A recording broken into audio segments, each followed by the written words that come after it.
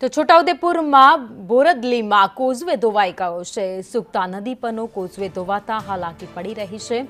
બોરદલી અને ખડકવાડાનો વાહન વ્યવહાર ખોરવાઈ ગયો છે। કોઝવે ધોવાતા 15 જેટલા ગામોને ભારે મુશ્કેલી વેઠવી પડી છે। તો બોરદલી ગ્રામજનોએ સ્વખર્ચે કોઝવેનું પુરાણ કરવાયું છે। તો આ દ્રશ્યો તમે જોઈ રહ્યા છો। કોઝવે ધોવાતા લોકો ભારે હાલાકી ભોગવી રહ્યા છે। વધુ અપડેટ સાથે સંવાદદાતા અમિત પટેલ અમારી સાથે જોડાઈ ગયા છે। અમિત, કોઝવે ધોવાઈ ગયો જેના કારણે લોકોએ જાત મહેનતે કોઝવે રિપેર કરવા માટે અત્યારે લાગ્યા છે।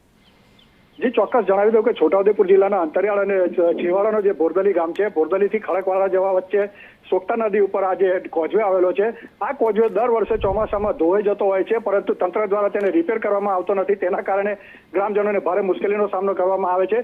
ત્યારે આજે જે કોઝવે છે તે 2 દિવસ પહેલા પાણી આવ્યા હતા નદીમાં, ધોવાઈ ગયો હતો, જેના કારણે પંથકના 15 જેટલા ગામોના લોકોને ખડાખડા થઈને હાઈવે ઉપર જવા માટે ભારે મુશ્કેલીનો સામનો કરવો પડી રહ્યો છે।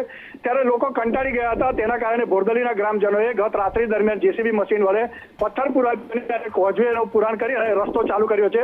મહત્વની વાત એ છે કે તંત્રએ જે કામ કરવું જોઈએ તે તંત્રએ ન કરતા ગ્રામજનોએ પોતે કરી અને સ્વખર્ચે આ રસ્તો લોકોના હિત માટે ચાલુ કર્યો છે। જી, આભાર માહિતી માટે।